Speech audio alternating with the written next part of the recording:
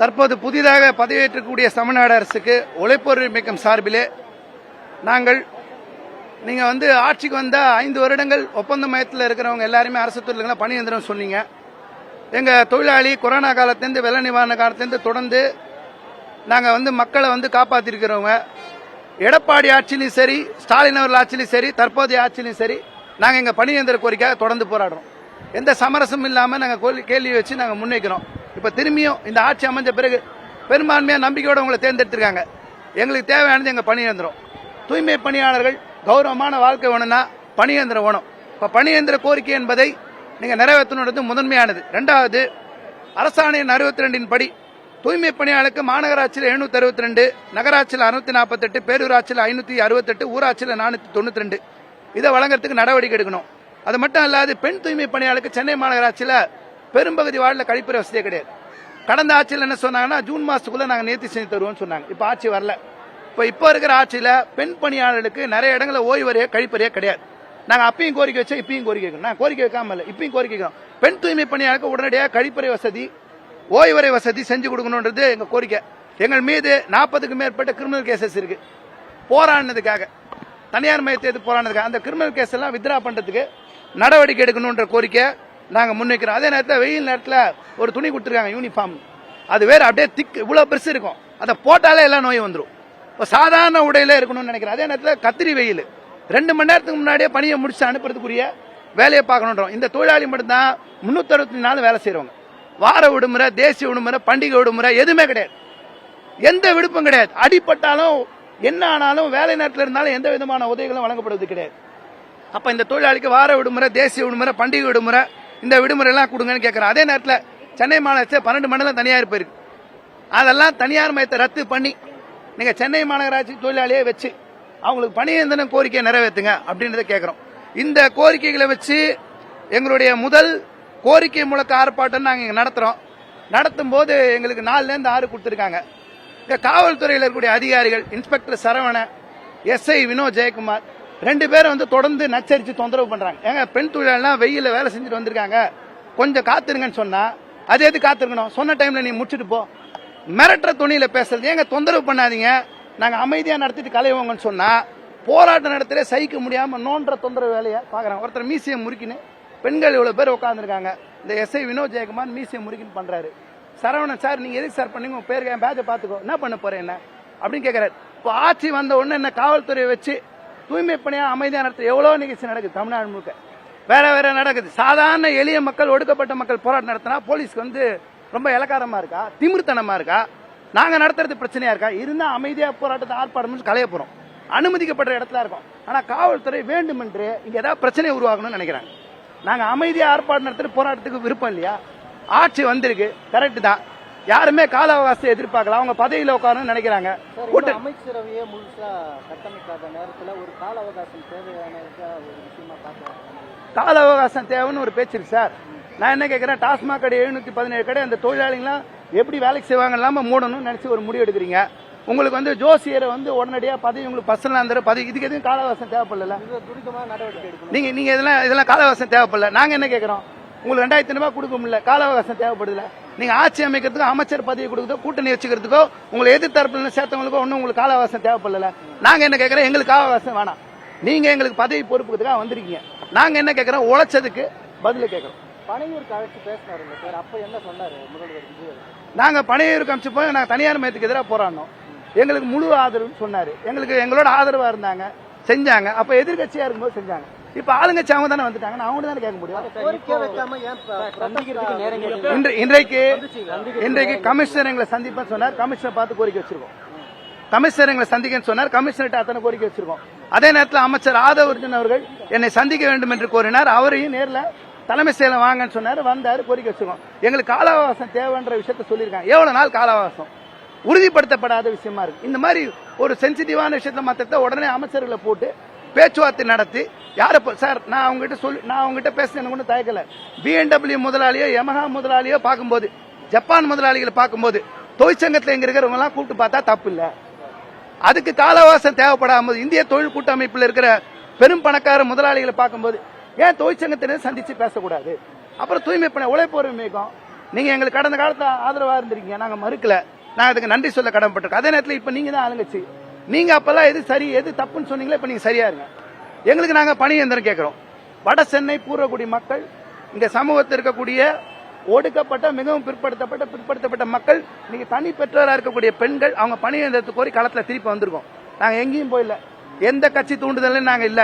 நான் கடந்த முறையும் போராடணும், எடப்பாடி பிள்ளையும் போராடணும். எங்க சங்கம் 2021 இருந்து தற்போது வரை 391 ரூபா சம்பளத்துல இருந்து 761 ரூபா சம்பளம். இந்த 4ஆம் மாசம் ஏப்ரல் மாசம் கூட மலேரியா தொழிலாளிக்கு 760 800 ரூபாய் சம்பளம் வரணும் தீர்ப்பாயிருக்கும். முந்தா நாள் எங்களோட கேஸ் சுப்ரீம் கோர்ட்ல வந்து உழைப்பொருள் மிக்கத்தினோட எங்களோட கேஸ் மினிமம் வேஜஸ் ஆக்ட் படி தமிழ்நாடு முழுக்க சம்பளம் தரணும். இங்க 761 ரூபா இந்த மாநகராட்சியில, தூத்துக்குடி மாநகராட்சியில் 430 ரூபா தான். தமிழ்நாடு முழுக்க உழைப்பு சுரண்டல் மிக இயல்பா நடக்குது. இதை தடுத்து நிறுத்துங்க. காவல்துறையோட இந்த நடவடிக்கைக்கு என்ன சார் விஜய்க்கு முதல்வருக்கு என்ன கோரிக்கை? முதல்வருக்கு நீங்க எந்த இடத்துல இந்த மாதிரி அமைதியான முறையில் போராட்டம் நடத்துறோம், எளிய மக்கள் போராடுறாங்களோ, உழைக்கும் மக்கள் போராட்டம் நடத்துறாங்களோ, சாதாரண மக்கள் காவல்துறை அதிகாரிகள் பொறுப்பா இருக்கு சொல்லுங்க. நீங்க பேஜ பாரு, மீசிய முறுக்குவேன், நீ என்ன பண்ணுவ, கலைஞ்சு போ, மிரட்டுறது, இந்த தொழில வேணுட்டு இங்க ஏதாவது தூண்டி விடுறதுக்கு தொழிலாளிகளையும் காவல்துறை சண்டை போட்டுக்கிட்டு இங்க கலைஞ்சிட்டு எங்களை சமூக விரோதிகள் மாதிரி காட்ட ட்ரை பண்றது, வன்முறையாளர் மாதிரி எங்க சங்கத்தை காட்ட ட்ரை பண்றது, இந்த மாதிரி விஷயத்தை கொஞ்சம் எச்சரிக்கையோட இருங்க. நீங்க கவனமோட உங்க அரசு இருக்கணும். இந்த மாதிரி காவல்துறை அதிகாரிகள் எங்க பக்கம் அனுப்பாதீங்க. நீங்க நடவடிக்கை எடுங்க, அவங்க மேல நடவடிக்கை. இந்த மாதிரி மிரட்டக்கூடாது. முதல்ல நீ வந்து முடிப்பியா இல்லையா, உனக்கு நேரம் முடிஞ்சு போச்சு, நாங்க அமைதியா முடிச்சு போடுவோம் தான் சொல்றோம். நான் மீசிய முறுக்குவேன், நீ என்ன பண்ண, இங்க எழுந்து போ, கிளம்பி போ, நீங்க சொல்றதுக்கு யாரு? நீங்க முடிஞ்சா அரெஸ்ட் பண்ணுங்க. நாங்க வந்து 40க்கு மேற்பட்ட கிரிமினல் கேஸ் வாங்கியிருக்கோம். எங்க கேஸ் எல்லாம் வித்ரா பண்ணுங்கன்னு எங்க கோரிக்கையில ஒண்ணு. ஆட்சி வந்தா எங்களை வித்ரா பண்ணுங்க, இல்லையா 41 கேஸா இருக்கும். எங்களுக்கு டைம் வேணும், நாங்க பரிசீலனை, நீங்க கமிஷனர் பாருங்க, எங்களுக்கு டைம் வேணும், இதான் சொல்லியிருக்காங்க. இன்னும் அதுக்குரிய துறைக்குரிய அமைச்சர் எங்களை சந்திக்கல. நாங்க அமைச்சர் எங்களை சந்திக்கணும்ன்றது எங்களோட கோரிக்கை. நாங்க வெறுமனே பூங்கொத்து கொடுத்து வாழ்த்து தெரிவிச்சுட்டு வரணும்னு நாங்க விரும்புறதில்ல. எங்க கோரிக்கை மனுவோட நாங்க சேர்ந்து போனோம். எங்க கோரிக்கை ஏத்துப்பாங்களான்னு பேசணுன்றதோட நாங்க இருக்கோம். எங்க கோரிக்கையோட நியாயத்தை வெளிப்படுத்தணும்னு நினைக்கிறோம். எந்த அரசு வந்தாலும் உழைச்சா தொழிலாளர்கள் சந்திக்கிறது வந்து மறுக்கப்பட்டுதானே வருது. இப்போ சென்ற திமுக அரசும் சரி, அதுக்கு முந்தைய அதிமுக அரசும் சரி, அதே தான் பண்ணாங்க. இப்போ இவங்களும் அதுதான் பண்றாங்கன்னு சொல்றீங்களா? இல்ல, இப்போ இவங்க ஆட்சிக்கு வந்து ஒரு 10 நாள் இருக்குமா, இவங்க 10 நாள் இருக்கும். இன்னும் அமைச்சர் பதவி மற்றதுக்கு எல்லாமே காரணமா இருக்காங்க. நாங்க என்ன சொல்லணும்னா, நீங்க வந்தா முதல்ல யார் பொறுப்பு வந்தாலும் ஏதாவது ஒரு அதிகாரி இருப்பாங்களே. இப்ப கமிஷனர் இருக்காரு, மத்திய நீ கமிஷனர் நாங்க ஆர்ப்பாட்டம் இருந்தாலும் நீங்க அறிவிச்சு பார்க்க வச்சாங்க. சரி, பார்க்க வச்சுங்க, சந்தோஷம். அடுத்து என்ன நடவடிக்கை எடுக்க போறீங்க நாங்களும் பாக்குறோம். சார், கழிப்பறை வசதியில இருந்து மிகப்பெரிய பிரச்சனை இல்லையா? நாங்க தொடர்ந்து நீங்க கேட்பீங்க, கடந்த முறை கேட்டீங்களா, நான் கேட்டுனே தானே இருக்கோம். நான் இப்பயும் கேட்கறேன், நாங்க எங்கேயும் ஓடி இல்லையா? கழிப்பறை பெண்களுக்கு இல்லைன்றது மிகப்பெரிய பிரச்சனை இல்லையா சென்னையில? யாருன்னா அதை எதனா ஒத்துப்பாங்களா? நாங்க டக்குன்னு அதோட இம்பார்ட்டன்ஸ்க்காக கொண்டு வரோம். சரி, ஓகே, காலவாசம் வேணும், பொறுமை, எவ்வளவு நாள், நீ எவ்வளவு நாள் செய்ய போறீங்க? ஏதாவது வரைமுறை வச்சிருக்கீங்களா? எத்தனை மாசம் ஏதாவது வச்சிருக்கீங்களா? எத்தனை மாசம் வச்சிருந்தா அதை பகிரங்கமா வெளிப்படுத்துங்க. எங்களுக்கு ஒண்ணே தான், யார் பதவியில் இருந்தாலும் நீங்க சொன்னதை நிறைவேற்றணும். மக்கள் ஒரு அதிகாரத்தை கொடுத்து சீட்ல உட்கார வச்சிருக்காங்கன்னா மக்களுக்கு வேலை செய்யறதுக்காக, சேவை செய்யறதுக்கு தான். யாரும் தனிப்பட்ட மனிதர் கிடையாது. யார் பொறுப்பு கொண்டாலும் அவங்க நாங்க பொறுப்படுத்தி தேர்ந்தெடுக்கப்பட்ட அரசை நாங்க மதிக்கிறோம். அதே நேரத்தில் எங்க கோரிக்கை காம்ப்ரமைஸ் எல்லாம் போராடுவோம். நான் கடந்த முறை 184 நாள் போராடணும். இது வரைக்கும் தமிழ்நாட்டில் குறிப்பாக தூய்மை பணியில தனியாருக்கு போய் திருப்பி வந்ததா வரலாறே கிடையாது. 2000 இருந்து 2026 வரைக்கும் கான்ட்ராக்ட் ஒப்பந்த மையம் போய் திருப்பி வந்ததா வரலாறே கிடையாது. கடந்த முறை நாங்க அவங்களே கன்ஃபர்ஸ் பண்றீங்க, விஜய் அதை மாத்துவார், முதல்வர் விஜய் மாத்துவார்னு நம்புறீங்களா? மாத்தணும் எங்களை கூட தான் கேட்டாங்க, நீ தனியார் மையத்தை எடுத்து நிக்க முடியுமா, இது தேருமா, இது சாத்தியமா, முடியுமா? நாங்க முடியும்னு சொன்னோம். திருப்பி கார்பரேஷனுக்குள்ளே வேலைக்கு வந்திருக்கோம். நாங்க எங்களை வந்து பல்வேறு விமர்சனங்கள் மற்றது எந்த கோரிக்கை வச்சாலும், இப்ப நான் கோரிக்கை வச்சு இதை மனுன்னு சொல்லி போடுறோம். கண்டமேனி முறையில் திட்டுறது, பேசுறது, ஆபாசமா பேசுறது, எது கோரிக்கை வைக்கிறீங்க? முதல்ல கோரிக்கையில் உள்ள நியாயத்தை எல்லாரும் பார்க்கணும். இதை பாரு, காவல்துறைக்கு பொறுத்துக்க முடியல, நாங்க ஓரமா ஆர்ப்பாட்டம் பண்றோம். அவங்களுக்கு என்ன பிரச்சனை? இது வரைக்கும் எங்களோட காவல்துறை இங்க வந்து யாருமே பிரச்சனையே பண்ணதில்லை. அப்ப நான் ஆரம்பமே எங்களை வெறுப்பேற்றணும். நீ எங்க ஆட்சி வந்த உடனே நீ ஃபர்ஸ்ட் டிஸ்டர்ப் பண்றியா, நோண்டி பாக்குறேன், இது என்ன பழக்கம்?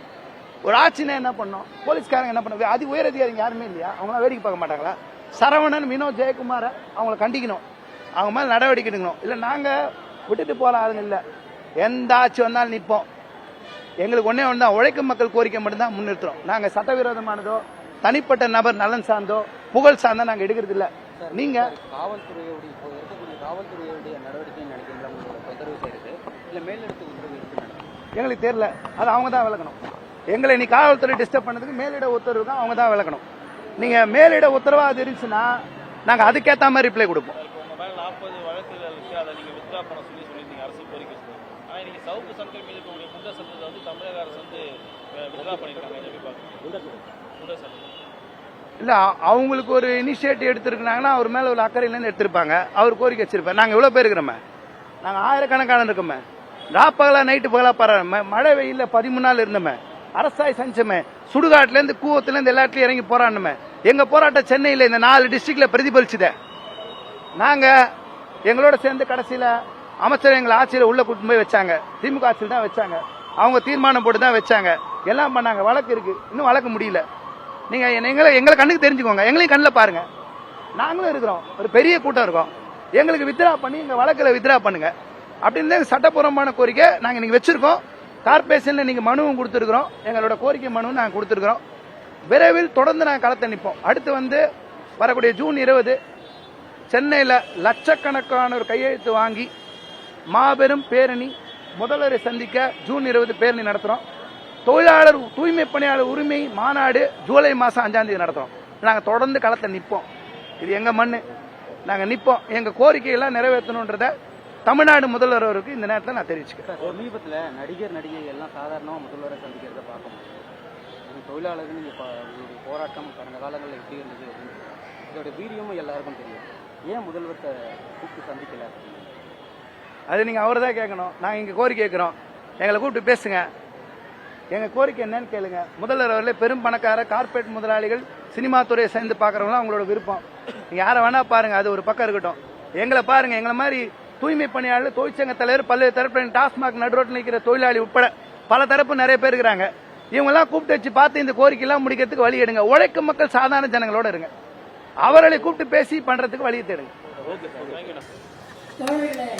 நம்ம வந்து 13 நாள் போராட்டம் பண்ணோம். அதுக்கப்புறம் 6 மாசம் போராட்டம். முன்னாள் முதலமைச்சர் முத்துவேல் கருணாநிதி ஸ்டாலின் அவங்க வந்து நம்ம எல்லா போராட்டத்தையும் பார்த்தாரு. இப்போ வந்திருக்கிற முதலமைச்சர் ஜோசப் விஜய் அவங்க வந்து நம்ம உத்தரவுல பார்க்க கூடாதுன்னு நம்ம தூய்மை பணம் எல்லாருமே நம்ம விருப்பத்தோட சொல்றோம். ஏன்னா அவர் சொன்னாரு, அவர் செய்யல. இவரும் சொல்லிருக்காரு, இவர் செய்யணும்ன்றது நம்மளுடைய எண்ணம். செய்வாருன்ற மக்கள் நம்ம நம்புறோம். ஏன்னா மாற்றத்தை கொடுத்து நம்ம தானே 2021 19/1/2021 அவரு கொடுத்த வாக்குறுதி அவர் நிறைவேற்றல. அதே மாதிரி இப்ப இவரு கொடுத்த வாக்குறுதி இவர் நிறைவேற்றணும். நிறைவேற்றலன்னா திரும்ப 13 நாள் போராட்டம் ரிபன் மாளிகை வெள்ளை மாளிகை முன்னாடி வந்து திரும்ப தொடரும். இந்த போராட்டம், அந்த போராட்டத்தோட திரும்ப வரக்கூடாதுன்னு நாங்க நினைக்கிறோம். முதலமைச்சர் ஐயா அவர்களே, ஜோசப் விஜய் அவர்களே, முதலமைச்சர் அவர்களே, செவி சாய்ங்க, என்னுடைய கோரிக்கை நிறைவேற்றுவீங்கன்னு சொன்னாங்க. நம்புறோம், நம்பிக்கையோட நாங்க இருப்போம். நீங்க கண்டிப்பா மாற்றத்தை கொடுக்கணும். மக்கள் மாற்றத்தை கொடுத்த மாதிரி தூய்மை பணியாளர் எங்களுக்கும் டாஸ்மாக் தொழிலாளிகளுக்கும் மாற்றத்தை கொடுத்து நாங்க நம்புறதோட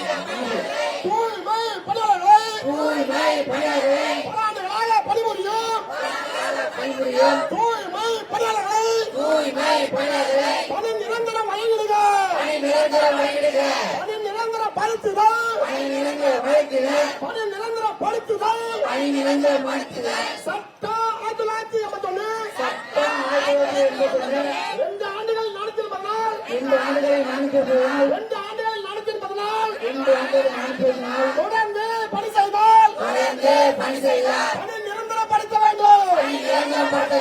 கடந்த ஆட்சியிலே பணி நிரந்தர வாக்குறுதி 113 255 பணி நிரந்தரப்படுத்தவில்லை. பணி இடத்தில் பெண்களுக்கு உடை மாற்றும் மலைகளை கழிவறை அமைத்துக் கொடு.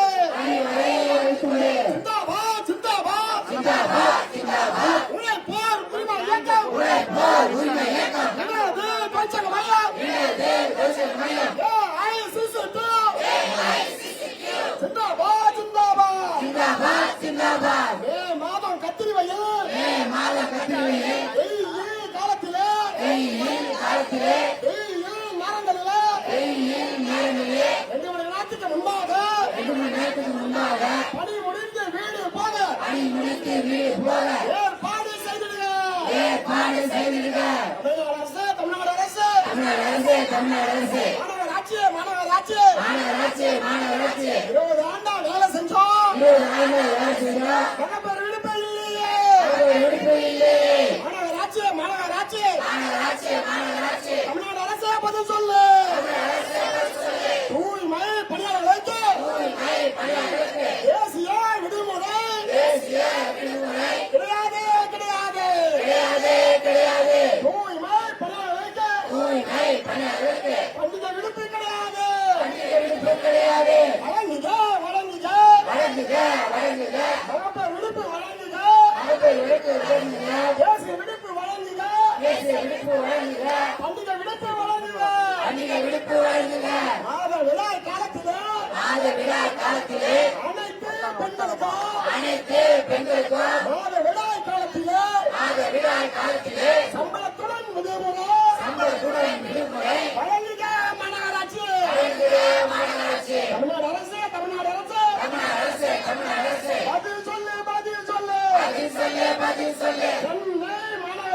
சென்னை மாநகராட்சி பதில் சொல்லு.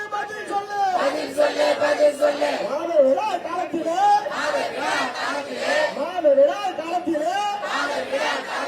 சம்பளத்துடன் விடுமுறை வழங்குக. 4, 7, 8 முதலும் அனைத்து மண்டலங்களிலும் தூய்மை பணி செய்யும். தூய்மை பணியாளர்கள் மக்களின் நேரடி தொடர்புடைய தொழிலாளர்கள் தூய்மை பணியாளர்கள் அனைவரையும் ஒப்பந்தமயம் வேண்டாமே. தனியார் மயம் வேண்டாமே. ரத்து செய். சென்னை மாநகராட்சி 15 மண்டலங்களிலே 200 வார்டுகளிலே 4, 7, 8 போல் தனியாரை விரட்டி அடிப்போம். தனியார் மயத்தை விரட்டி அடிப்போம். வெல்லட்டும். தூய்மை பணியாளர்கள் பணி நிரந்தர கோரிக்கை 20 ஆண்டு கோரிக்கை. கொரோனா காலத்திலே மழை வெள்ளம் காலத்திலே தொற்று நோய் காலத்திலே தமிழ்நாடு முழுவதுமே சென்னை நகர மக்களே சுகாதாரமா பாதுகாத்தது நாங்கதான். செல்ஃபி ஹெல்ப் குரூப் தான் சட்டாளியா தொழிலாளி மாநகராட்சி தொழிலாளி எங்களே பணி நிரந்தரப்படுத்துக. பழையபடியே மாநகராட்சி நேரடி கட்டுப்பாட்டு 200 வார்டுகளிலும் 15 மண்டலங்களிலும் தூய்மை பணியாளர் நிரந்தரம் செய்திடுக.